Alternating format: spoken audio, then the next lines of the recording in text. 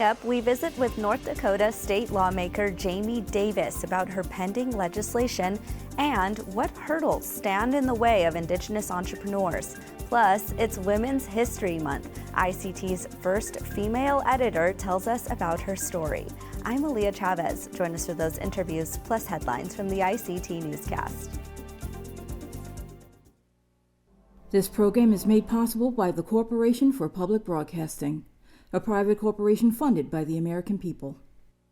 Arizona State University welcomes 3,500 Indigenous students from Arizona and across the nation. It serves one of the largest populations of Indigenous students among U.S. colleges and universities. We created a sense of place for tribal nations to create futures of their own making through community outreach and research, taught by world-class Indigenous faculty where they see a reflection of themselves and their experiences. Find community at ASU.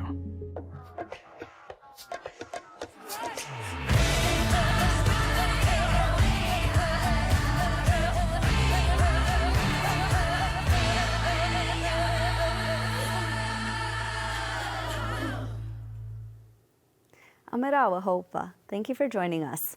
We start in northern Nevada, where construction has officially begun on the widely criticized mining project at Thacker Pass. The company Lithium Americas confirmed it began construction at the site on March 2nd.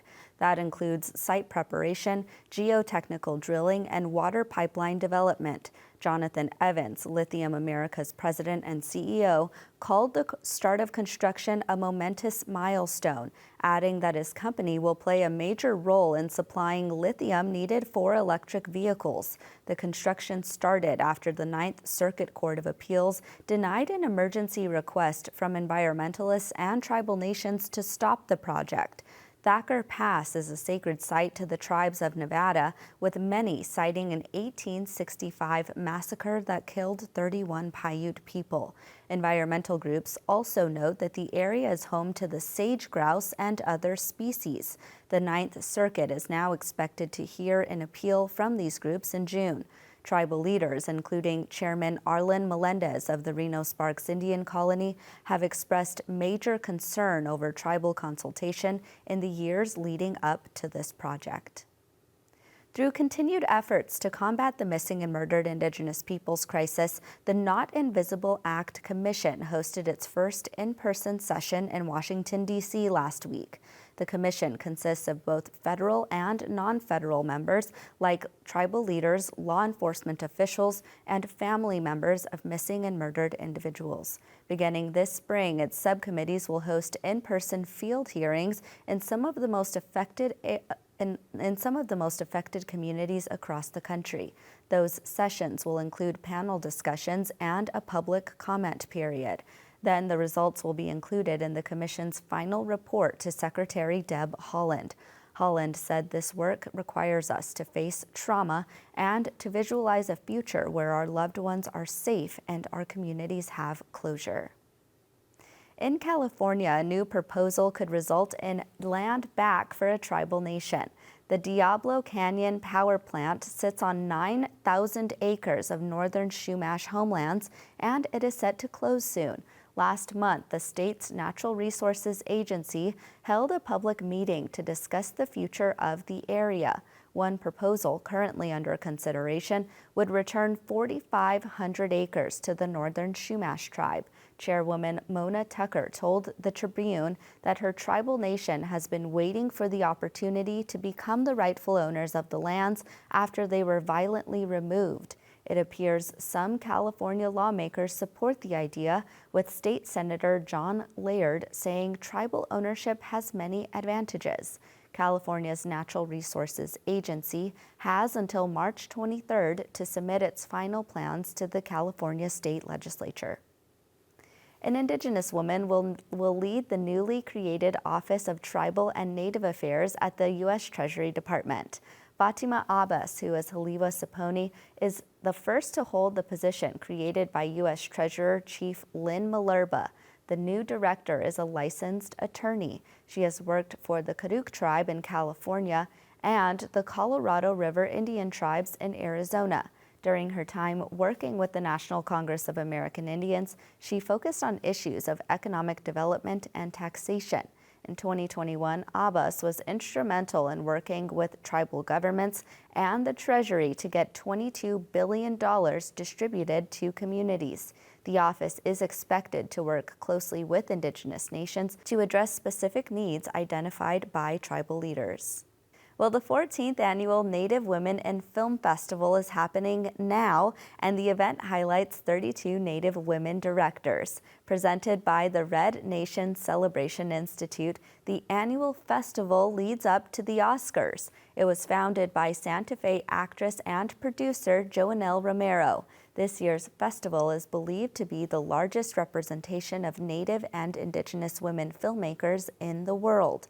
Some of the topics this year include issues like domestic violence, missing and murdered women, boarding school trauma, and pipeline protests. The event will also include a series of conversations with high-profile women in the industry. The films are showing in venues across Los Angeles and online through March 10th, all with the culmination of the Oscars, which airs on Sunday, March 12th. And those are the headlines for the ICT Newscast.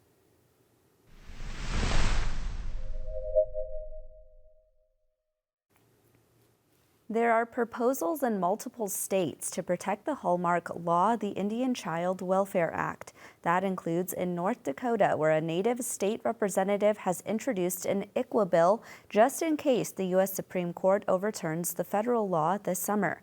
The bill, introduced by Representative Jayme Davis, cleared the North Dakota House and is headed for the Senate. ICT's Stewart Huntington has more. Thanks, Aaliyah. I caught up with Representative Davis last week after she just finished voting on the House floor. She said that with her bill, HB 1536, she aimed high. We had definitely shot for the moon on the bill. It was 14 pages originally. But when you do these bills that have quite a lot of language and policy in it, like I said, we shot for the moon, but I also knew what we wanted was to keep the preferences, and that was the most important thing. So in committee, I serve on the Human Services Committee, and that's where it came to. In January, she testified in front of the committee. House Bill 1536, relating to adopting a state Indian Child Welfare Act. All right. Good morning. Chairman Weiss and Human Services. And she said she was generally pleased with the outcome of the committee hearings. They cut quite a bit of it, but kept the preferences. They asked what we absolutely need. I said the preferences, and then to do a study of what is needed once, if and when things change with the Supreme Court ruling. So they said, well, let's do a study. So when we know that comes down, we'll be able to have that ready to go. And so I was happy with that. But in talking with some senators, I am hoping to get it a little bit more on the Senate side and then maybe go to conference committee afterwards. But all in all, we're in good position for keeping a path for our Native babies to return home. Were you nervous before the floor vote? Oh, I'm always nervous until I see those lights light up. You never know. So I thought I had them all, but there was one. So, but yeah, I used to work for Senator Kent Conrad back in the day, and he always says, told us don't count the votes until it's locked in. So I am cautiously optimistic always, but also know people change their minds for a variety of reasons. So. Are you cautiously optimistic about the Senate vote? Oh, yes. I've talked to a few senators already, and again, it takes a lot of education because a lot of them didn't grow up knowing about Indian Child Welfare Act. And so it takes a lot of, just sitting down one-on-one sometimes and educating and answering questions. So that's what I did with the House side, and I definitely plan to do with the Senate side. So, but like I said, a few of the senators that I already talked to are like, well, maybe we can get a few more things passed in the Senate, and then we can go to conference. So again, cautiously optimistic. There are efforts like this in other states going on, given the challenge to the federal ICWA law? Are you in touch with legislators in other states? In the beginning, yes. Right now, not so much, because I think we're all just so busy. Some legislative assemblies have longer terms than we do, but we only have 80 days. So we just did crossover last week and this week. And so we are hitting the ground running again. So I haven't been able, I honestly don't even get time to kind of check social media or anything these days. So I'm really focused on making sure that, the bills that we put forth, specifically ICWA's my baby. So I want to give it all the focus that I can. You're a first-year legislator. What surprised you most when you came in for this first session?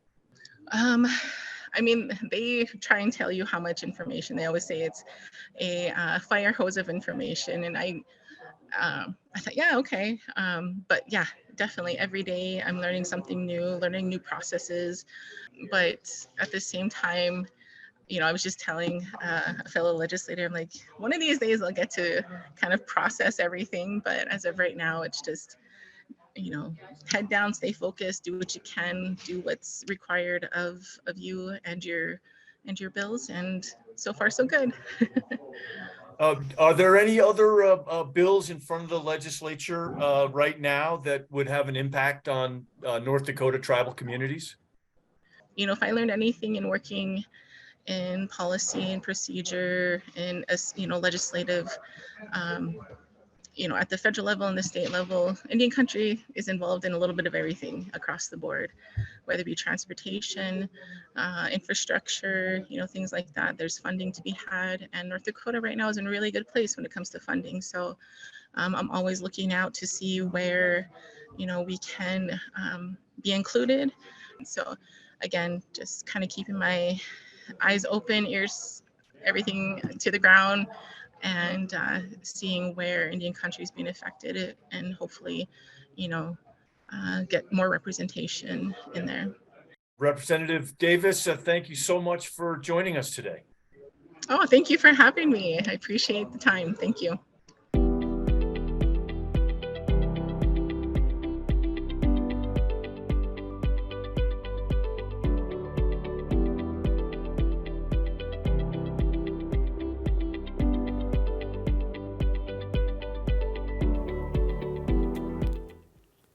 Access to capital often stands in the way of starting a business. The Small Business Administration is trying to change that. ICT's Shirley Sneve has this interview with Veronica Pugin, who is the SBA's Senior Advisor for Capital Access. Veronica Pugin works with minority-owned businesses to expand access to government services. I work with our capital programs, and one of my objectives is to promote policies and processes that expand access to financing programs for minority-owned businesses. What do financing programs look like at the Small Business Administration? Yeah, so the different small business loan and financing programs we have can be categorized between those that come directly from the SBA and those that entail collaborating with intermediary lenders. The ones directly from the SBA are disaster loans. So those are for a small business owner that has experienced a natural disaster and needs immediate access to a small business loan to help recover from that. Those that go through the intermediaries are in the lines of working capital and real estate and tangible assets. Those programs are known as the 7A loan, which is more of a traditional working capital loan, and a 504 loan, which is the real estate tangible asset loan. We also have programs that focus on collaborating with mission lenders. Those are the Community Advantage 7A program that support working capital loans via CDFI and mission lending institutions. And we have a microloan program that supports smaller dollar loans of $50,000 and below via microlending mission lending entities. For a small business owner that is curious about any of these programs, they can access them at the SBA website at sba.gov.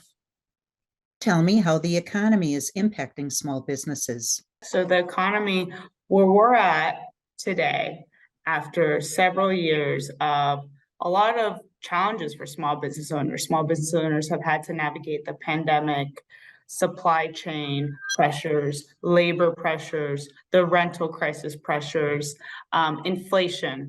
And so today where we're at, after all those challenges, and after the Biden and Harris administration have invested heavily on supporting small businesses, we're at a stage of recovering from a lot of those challenges. We have not fully recovered, so we will continue making progress, but inflation is under control. It still needs to get to a better place, but we have had the 7th month of it going down, and that includes food prices, gas prices. We see that wages are up and unemployment continues to go down, and that impacts small businesses because when inflation's under control, the costs are more manageable for small businesses. When jobs are up, that is also a reflection of a healthy small business economy because most jobs come from small businesses. And so we see that reflected in the historic record-breaking small business creation numbers from the past year. 5 million small businesses were created last year. For comparison, in 2019, 3.5 million small businesses were created. So we're seeing a real boom for small business, but we need to continue forward to continue to get a control of inflation. And specifically for minority small business owners, we all know that the pandemic highlighted issues that were already there, have already been there for decades, that we need to continue to work on getting capital, financing, and other resources to minority small business owners so they can also continue to be part of this growth. What are some of the challenges that are unique to entrepreneurs living on reservations? So for entrepreneurs living on reservations, some of the challenges unique to that population and community is the type of federal programming they have ease in accessing or not. And so for small business owners or entrepreneurs who are on reservations, there are certain complexities in navigating the federal requirements around address, around tax documents. Those two are the big ones, while honoring and supporting the reservation processes and supporting their small business local economy. And so for the entrepreneur, they're in a position of these complex and important processes for the reservation and also the federal government. And so the SBA as administrator launched last year the Native Lending Initiative as an effort to specifically target coming up with solutions for entrepreneurs experiencing that complexity. That was Veronica Pugin, a senior advisor at the U.S. Small Business Administration. We'll be right back with the feature for Women's History Month.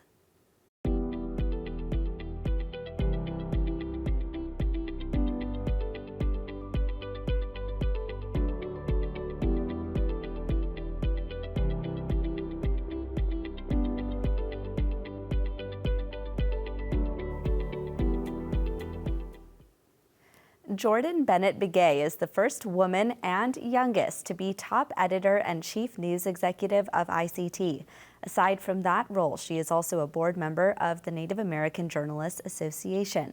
She holds many hats there, where she co-chairs the organization's education committee and also directs the Native American Journalism Fellowship. Jordan joins us now virtually to kick off Women's History Month for us. Hi there, Jordan. Hi, Leah. Yate. Tell us about your duties with ICT and what you've been working on lately. Oh, well, it's been quite a year for me and our organization. And a lot of it has been so far just reflecting on the newsroom and our coverage in 2022 and seeing how we can do better this year and how what new stories are coming up. The Wounded Knee anniversary for its 50th year was a big project for us that we just completed, and we're still keeping an eye on. We're also looking, how to even prepare for next year for the 2024 presidential election, and what stories should we be covering leading up to that.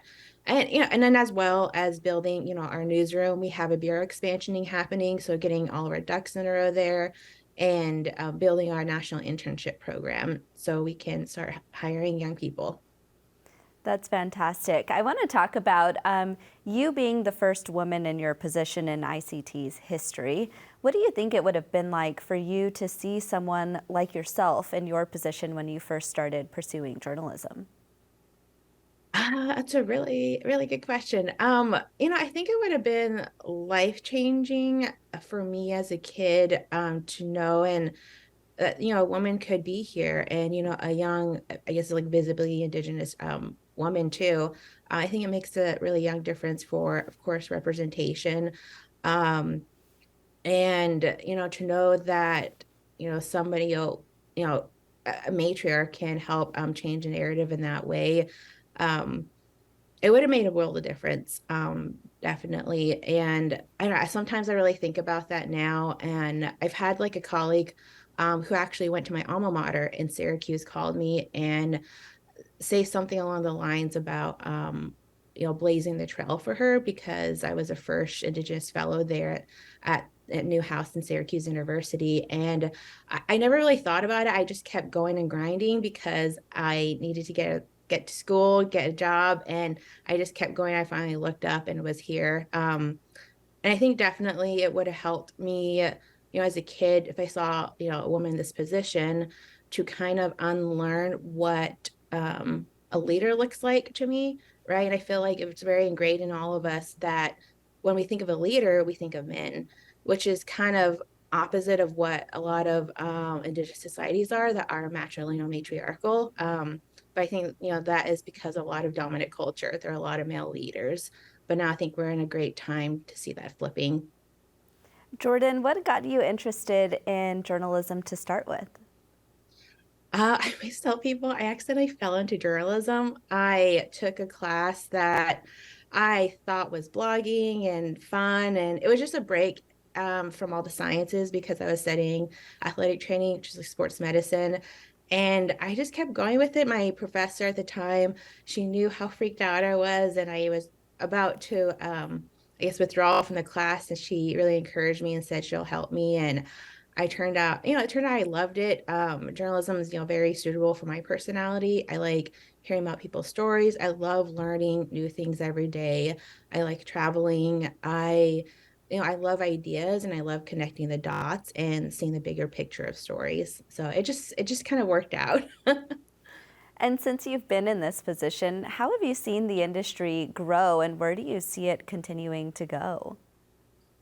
Oh, wow. I think there's this story that I came out from the Neiman Lab that really hit home with me, because ever since I came into this role, I had to constantly ask myself what type of editor I want to be, what type of newsroom leader do I want to be, and also I'm a millennial, so what do millennial leaders look like? And the Neiman Lab said that we need more emotional newsroom leaders, because the first line in that story was we are feeling creatures who think, not thinking creatures who feel. And so it really hit home about me bringing the emotional intelligence to a newsroom, and of course focusing on the work and the performance, but understanding that people who build our newsroom or who make up our newsroom and the sources we talk to are human. They bring human experiences to the table, and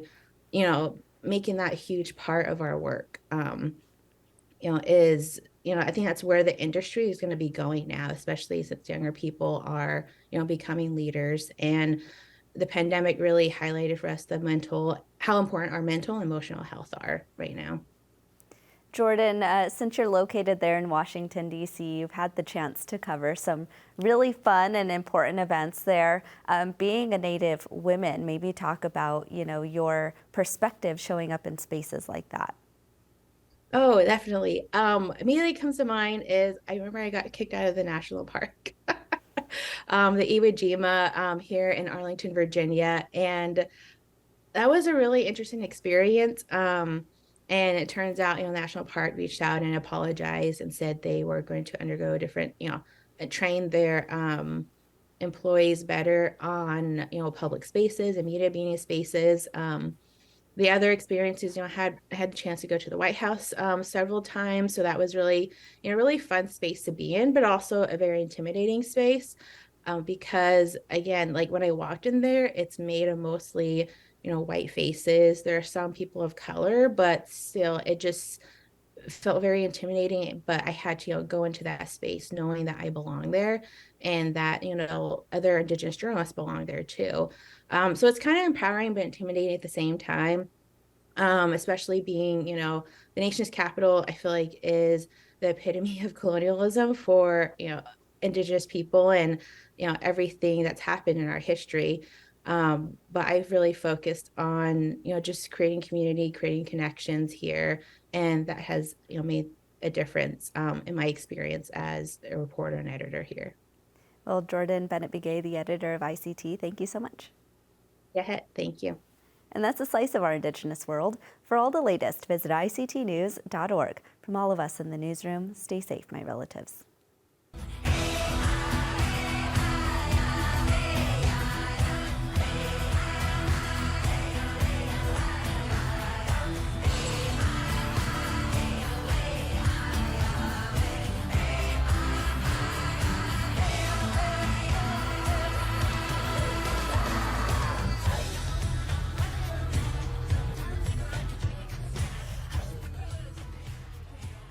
This program is made possible by the Corporation for Public Broadcasting, a private corporation funded by the American people.